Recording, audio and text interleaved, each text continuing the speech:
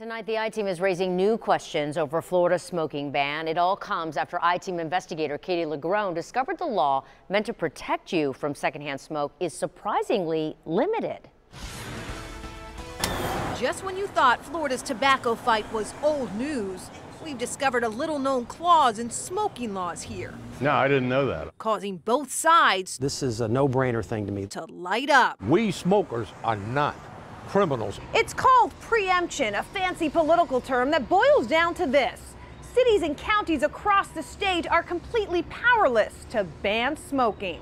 So 14 years after Florida banned smoking in restaurants and workplaces, lighting up remains perfectly legal in every local park, playground, ball field, and 1, 2, 3, 4, 5 in a square foot. beach in the Sunshine State. Just because we're out in an open area doesn't mean that secondhand smoke isn't blowing directly into one of my children's faces.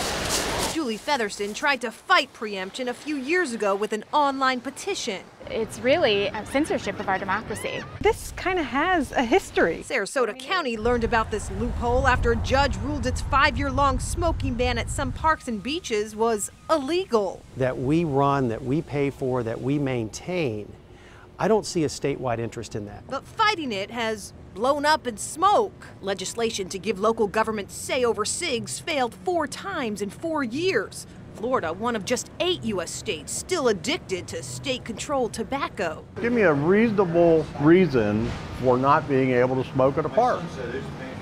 It's open air.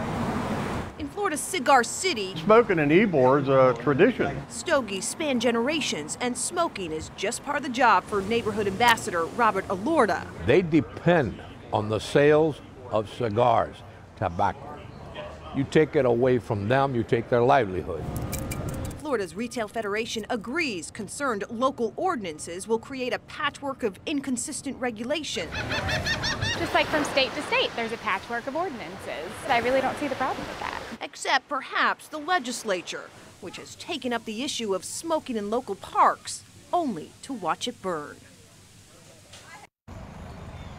And tonight we know of at least one Florida lawmaker that is currently studying this issue to determine if now is the time to try and ensure if playgrounds like the one here in Tampa and the park here behind me in Tampa should become officially smoke-free. Any fight, of course, will not be without its challenges and challengers, among the biggest, Big Tobacco, which has historically said that they do not support this. Live in Tampa, I'm Katie LaGrone, taking action for you.